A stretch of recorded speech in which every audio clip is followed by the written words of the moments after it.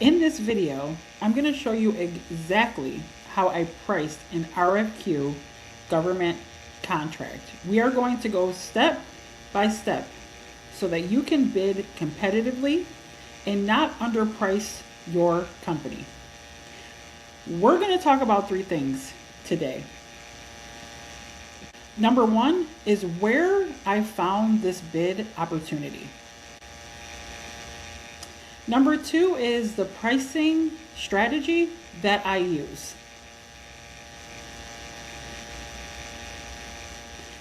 Before you price anything, you must analyze buying behavior. You must also know what your company needs monthly to stay alive, how aggressive and conservative your pricing should be. Number three is the margin logic formula. This is where you position yourself as the awardee. Most people just add profit.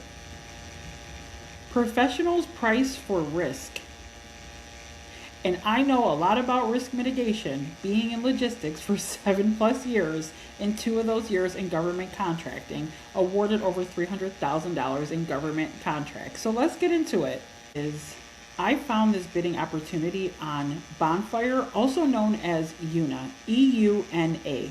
And if you are new here, go back a couple previous videos and watch the video on Bonfire, because it will help you to register your company into Bonfire, and then you can see all the live opportunities. Okay? If you're new here, like, subscribe, and if you know someone who is struggling in government contracting, share this video with them. This local contract that I found is from Pennsylvania. So all my Pennsylvania peeps, hello. This is Penn Bid, and it is Lycoming County, Pennsylvania, for RFQ paper products. When you are on Bonfire, also known as EUNA, here is what you're going to see. It will give you a calendar, a lot of project details, but once you start to scroll down when you open a bid, you will see a lot more information. Important events, commodity codes, supporting documentation, requested information. But what we're looking for in this situation is our pricing table. Once you find your pricing table, you're going to go under Actions and click Download. It will then download it for you in the format of the solicitation. Now in Bonfire, all bid tables tend to look the same, right? So that's why I tell you, please get familiar with one portal, okay? So it's in Excel format, and if you look at the 2 tabs at the bottom, instructions and responses, there are some instructions you need to follow before you even decide to look at the bid table. Okay, government contracting is about instructions. If you can't follow the instructions, you will struggle. So we're in the pricing section, okay? The instructions are simple and easy. When you're pasting content, please use paste special text as text without any formatting. And I'm only going to go over a couple of these, so please follow the instructions provided along with this file to submit it back to unit procurement.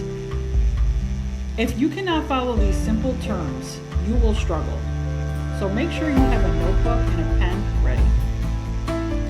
By default, every time item has no bid selected for the bid, no bid decision column, we're going to take a look at that, okay? Please do not use Excel formulas in your responses. These are all things that will deem you unresponsive. You need to pay attention to the instructions. I want to make sure. So, this is your pricing table. When it comes to Excel, you want to make sure that you are in Enable so that you can create a response to the Excel spreadsheet. Okay, so first things first, let's look at the entire table. The status, bid, no bid decision. What that means is a product that you see you don't have in stock. Now, if you own a paper product company, in this situation, you are the prime contractor. If you do not own a paper product company and you are looking for some someone who does, you are using the middleman strategy. This video is for both. Description, that is the product, unit, and the quantity that they are looking for. Okay, now you have the ability, if you're not familiar with Excel, you can drag to the middle of the line and just make some of these a little bit smaller so that you can see the rest of your table. Right now, I'm going to tell you immediately, if you notice, the cells are gray. You do not have the ability to write in the cell. It is immediately giving you an error. The cell or the chart you're trying to change is a protected sheet. The reason why that is happening is because we need to make a decision if we're going to bid on this specific product. 8.5 by 11, 20 number white. Are we going to bid? That is why your cell is gray. No bid means we don't have the product, we can't supply it. To bid opens up the cell. Now you have the ability to write in the cell in number format or SKU. In this situation, the quantity is here, 1. So when they say item number, they mean SKU or whatever integrated system you're using. Product code, SKU, item number, things of that nature. Then you're going to look at unit price and total cost. Okay? So it's giving us an error in cell B8. The reason for that is because there is nothing there. Okay? And when you are pricing a government contract, you need a calculator. Whether it's a small calculator or a calculator that you're using on your laptop to make sure your numbers are efficient. Because the last thing you want is to price a contract and your numbers be incorrect. Your profit will start to get eaten away if you're not definite about your numbers. Okay? And if you stick around till the end, I'll have a treat for you since it's Valentine's Day for free. All right, so first things first, we're looking at the status. If we have a subcontractor or we're a carton company, a paper company that can fulfill this work, we're going to choose to bid on this one line item. Okay, when you see the unit in this situation is carton. Okay, and it's a paper product bid. So it's a carton. Now, they're looking for one quantity. All right, what I'm about to teach you is from the middleman strategy. It is how I would bid this contract. I am a logistics company. I would go out and find a subcontractor who could help me fulfill this work. I don't have boxes and cartons in my backyard to sell. I want to partner and collaborate with another company who can help me fulfill the work. That is the middleman strategy in simplest terms. Okay, so let's say our subcontractor is going to give us a lot of information. We're going to have a conversation that goes like this. Hi, my name is Deborah Smith. I am with Poobs Logistics. I am looking for pricing on these specific items. Can you provide me a price? If they say send the table, send the table. You can also research a company's website. You can research a company's website like Uline. If you decide to search Uline, look at all their products. Whatever the government is asking for, what you would do is type it into the search bar above. So if we're looking for cartons on a contract, before we even pick up the phone and speak with a sub, can they provide it? Those are the only two things we want to know. Can you provide the product? If you can we get a price? That's how the very beginning of the conversation should start. All these NDA conversations and complications down the line, that doesn't need to happen right away. First of all, I need to know, can I get a price? Can you do the work? All right, so let's copy that and take it to Uline, that very specific product. And let's hit go. So immediately, we know that we could potentially work with Uline. Uline is a really good company. What they do is you create an account, then you place an order. You put it in a net 30 status. Once you pay it, there's no minimum. You can buy $34 worth of garbage bags, pay it in 30 days. Now you have created a line of credit with Uline that they report to the trade lines to help with your business credit. Okay, so when I entered what the government was looking for, this agency, Uline carries it. They pulled up all their boxes and cartons. This is what I mean by just doing a little bit of research on your subcontractor beforehand. Okay? So let's go back.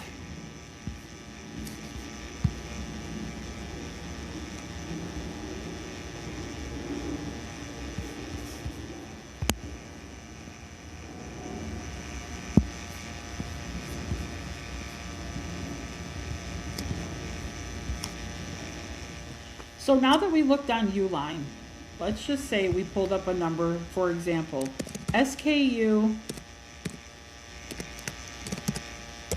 444. That's our item number. Unit price, 1 is the quantity. The unit is carton. So we're going to say that the unit price, now here, let's say it's 10. But we want to add a profit margin. Uline is charging us $10 for 1 carton, 8.5 by 11, 20 number white. You can add a $3 to $5 margin. So if we add a $3 to $5 margin, we're going to decide we're adding $5 to that price. We're doing that for profit, for risk, and as well as for freight. Okay? A lot of times with Uline and other subcontractors, freight rates change very often. If you would like to add 6, 7, 8, or 9, that's okay as well. But you need to understand in this situation, if you add more than $8 to $9, you will be outbidded by the lowest bidder. You need to do your market research and figure out who has the lowest price carton so that you can add your $3 to $5, $10, whatever it may be, and still be able to profit. You also don't want to do this too low. You don't want to add 50 cents or $1 because now you're not thinking of risk mitigation. Okay, risk mitigation is shipping. Fuel changes, rates change based off of zones. That's risk mitigation. Okay? So, even if you profit $500 on one contract, that is more income coming into your business. And now you're building a relationship with an agency that will watch you perform this work and potentially give you more work.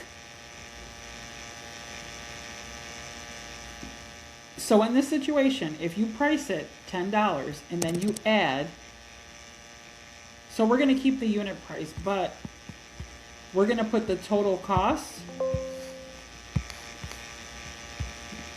We're going to put our number. We're going to put our additional $5 into the unit price. That's going to give us a total cost of $15. So Uline is charging us $10. Uline is charging us $10. From there, we're adding $5. And our total cost is $15 for one carton.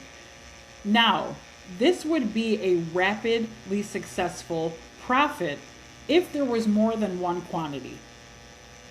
If you had 60 or 80 or 100 cartons, think about in your mind from an entrepreneurial standpoint how much profit that would be every time the agency placed an order.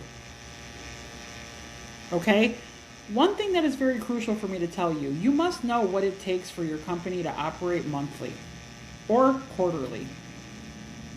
What tools and resources keep your company alive? Payroll, right? For me, within my freight brokerage, when I was a freight broker, it was an annual expense of a surety bond.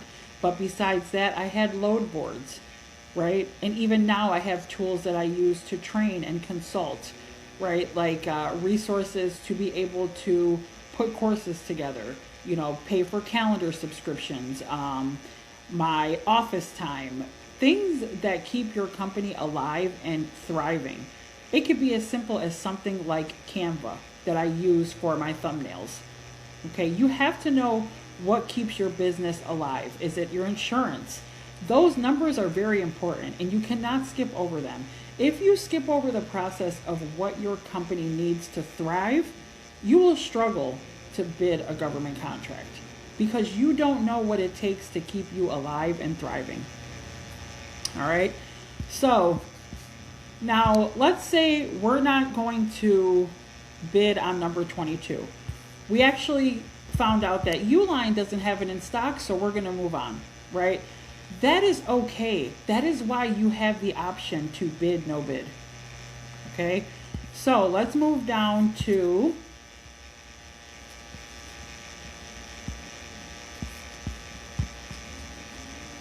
$11 by $17 and decide that we're going to bid. Okay, it's currently giving us an error. That is because nothing is in the item box. So we're going to call this SKU 777. In this, excuse me, in this situation, we're going to say it's $30, but you're going to add a profit margin of another $5 to $10. Once again, they're only asking for a 1 carton in this situation, but if you had 60 to 80 to 100 cartons, it would make a lot of sense for you to add a $5 margin. Now think about it. Uline sells cartons every single day. Okay? So do a lot of other companies. If Uline charges you $30 and you come out and you think you're going to add a $40 margin to 1 carton, you are out. It does not make logical sense to add $40 spreads to 1 carton, even if you had multiples. Okay, so you need to do your market research. You should always have 3 to 5 quotes. That is 3 to 5 separate companies that you have obtained pricing from. That way you have data and analytics to look at. If you have 3 to 5 different prices, you have data and analytics to compare to. If one company is charging you $15, company number 2 is charging $16, company number 3 is charging $17, company number 4 is charging $20, and company number 5 is charging $21. You now have a range to go off of to understand that you cannot go over $22 or it will not make logical sense. Also realize you need to explain to the contracting officer why this makes sense. And if you don't understand why a bid table makes sense, you will struggle to explain it to the contracting officer and that will deem you unresponsive. Okay, so in this situation, those are very, very good things to think about. All right, the unit price here is $30. Let's add $5. Our total cost is $35. Okay, please make sure you are using a calculator. Now, there's a lot of products here, but what's happening at the end is the bid table that Una put together, okay? It is already calculating the full total of what we are currently doing. Okay, so let's open up this line item, 8.5 by 11, 20, number, all colors. Okay, we're gonna give that an SKU. We're also gonna say this 1 carton, right? How do we know that it's cartons? CTN. Sometimes you will see EA, which is each. Other times you will see BX, which is box. In this situation, it's CTN. That's carton. Sometimes that can mean container. But if it was container, there would be an R, CTNR at the end. Okay, maybe pallet. Pay attention to the unit because that affects your price as well. Okay, so let's say in this situation it's $15, but we're going to add our 20. So what's happening here is the unit price already has your margin inside of it. Now we're going to go to the fourth line item and open up the bid. You should only be choosing no bid if the subcontractor cannot provide that product. Understand that, okay? You want to try as much as possible your best not to put in a no bid. Will it disqualify you? No, but the purchasing agent or contracting officer could reach out and say, hey, can you find us an off-brand? Because notice, there is no brand being requested. It is just an item. So if you no bid, you want to be 100% definite that you cannot find that product, okay? So we're going to look at cotton fiber. We're going to call that SKU 222. And then we're going to look at that unit price as $8, right? And these are just estimated numbers, okay? I can only give you advice on how to bid a pricing table properly. I cannot choose the profit margin for you. That is something that you need to know and take your own initiative. I can only give you the roadmap and show you how it's done. All right, so $8. Once again, $8 is the unit price of the carton. We're going to add 10, making it 18. Within our unit price, the profit is already there. Now our total cost has the profit as well. So we're going to move on. Okay, bid, we're opening it up that line to say we can provide this product. Description, white geoform carbonless. The conversations you're having with your subcontractor, you're going to be able to figure out if they have that product available or not. Okay, if they have it available, they will give you the SQ, or if it's available, they'll give you the SKU. You can put that item number there. They do this for order processing purposes. So they can order from the integrated system of Uline or whatever system your company is using. It keeps organization going. And it's very easy to look something up by an item number instead of the description. So the unit price here, we're going to say $10, but we're going to add $9 margin. That puts us at 19. Now, if we scroll back down, our total cost is there. That total cost has our margin inside of it. So each line item, you need to understand, you should be tracking the margin you're adding. So we started out with the geoform carbon at $10. Then we added 9. I use a CRM. It is called HubSpot. What it does is it keeps you organized on quotes, pricing, things of that nature. You need somewhere, whether it's a blank Word document, to say, okay, we added SKU 999, we added an additional $9. Okay, because this is totaling out your full total price to the government.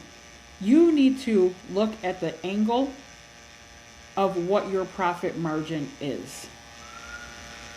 Okay, so if you are just starting out and you want to open a simple Word document, that's totally fine, right? But right now, you're pricing the government. You need to know what your profit margin is. So open a new blank document, right? We know that we were looking at what? SKU 777, right? You can use an Excel spreadsheet as well. Profit at $7, right? This is a way for you to track your profit, right? SKU 666, our profit is at $5. That way at the end, you can add up all your profit, because your profit is going to look different than what you're actually sending to the government.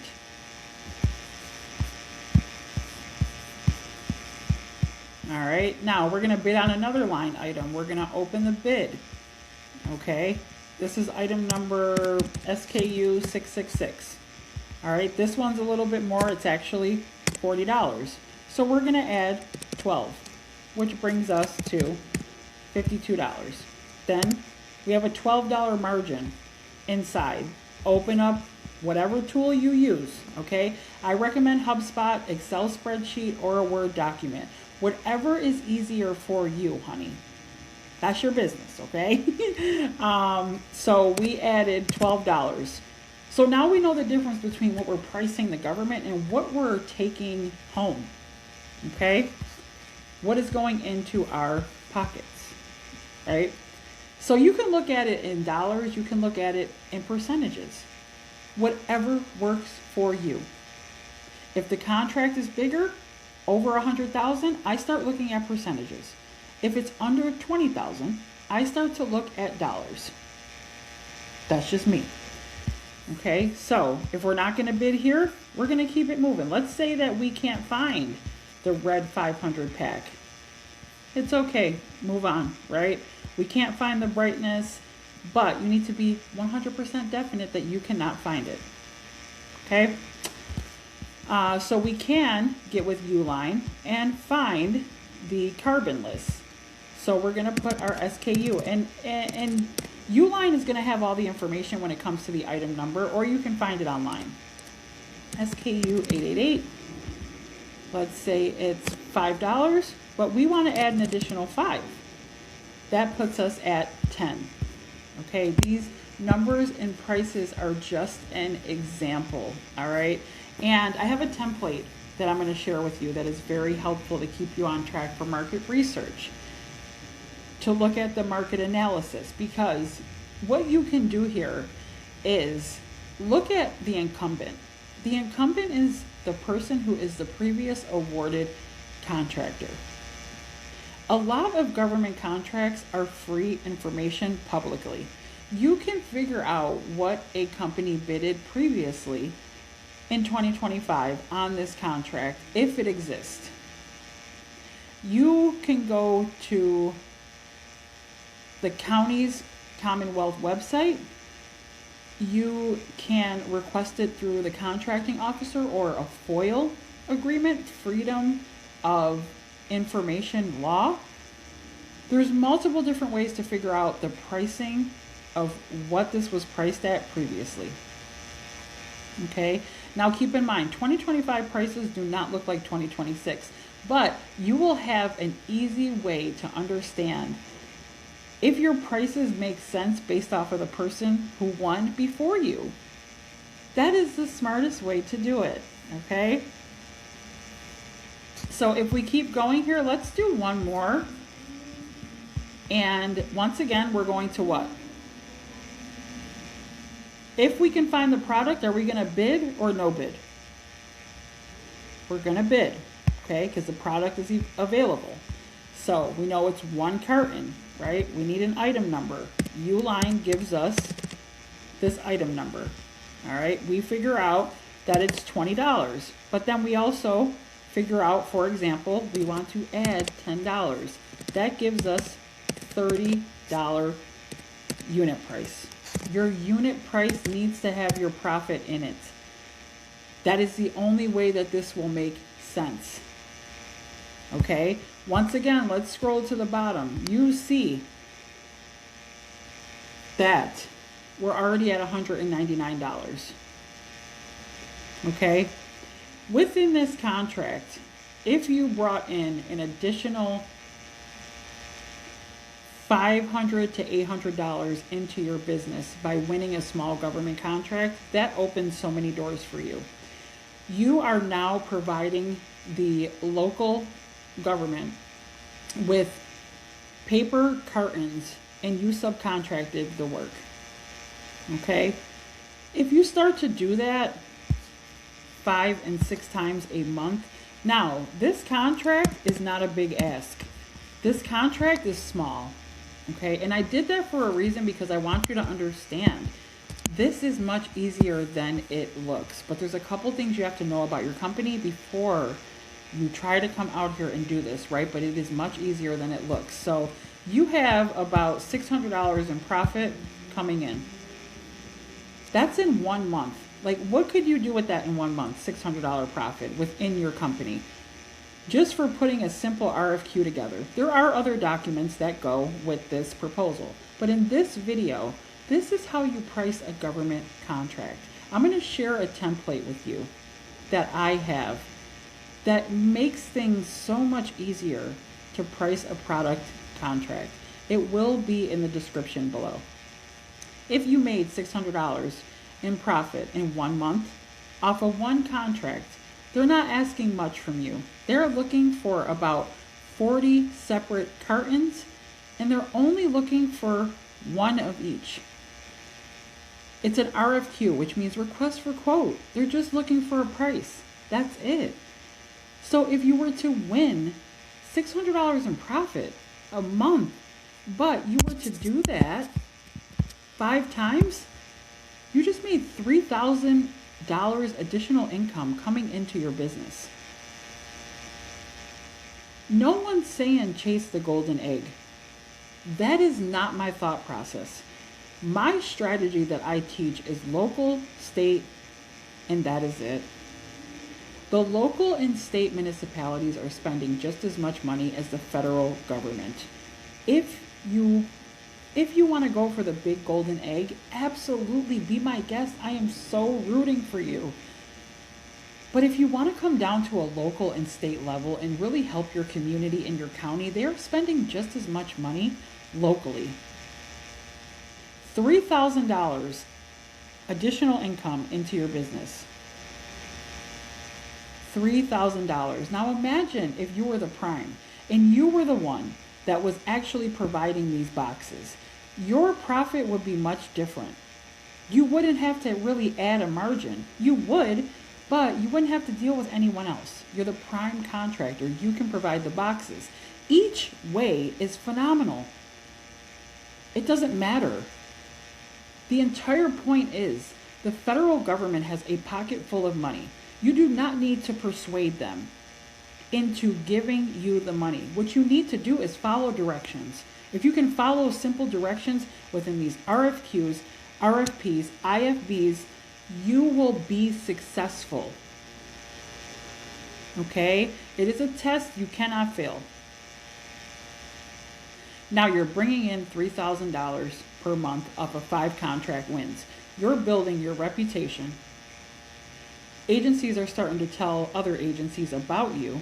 You're fulfilling the work, and you're doing big things within the county. So now take a look at $3,000 additional income per month multiplied by 12 months. You just brought in $36,000 annually. And here's the kicker. You can do that alone. If you had a team of 2 to 4 sharpshooters, that number could quadruple. Government contracting is not as hard as it seems. You need someone who has already navigated the minefield. Okay? It is okay to invest in a mentor. Someone who knows the game, who can help you get into government contracting or scale up. I want to be completely transparent with you. Government contracting is not a get-rich-quick scheme. It is a slow cooker process. Okay? It will take time, but if you put your head down and you lock in, you can make an upside of $300,000 in profit in 1 year. For bigger companies, it is so much more. I am talking to you from a small business standpoint. Government contracting can change your life. You're riding past government contracts every single day. Okay, there is a way for you to help your county. I am so grateful that I had the opportunity. I am so grateful that I have the opportunity to share this video with you, and hopefully this caused much less of a headache than what you've been telling yourself when it comes to pricing a government contract. Okay, so let's take a look at once it's totaled out. All right, because once it's totaled out and you save it, you have the opportunity to within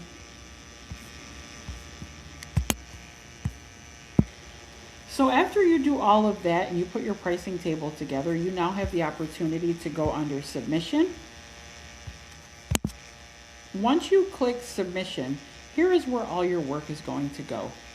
Okay, work in progress completed, and here is what you missed.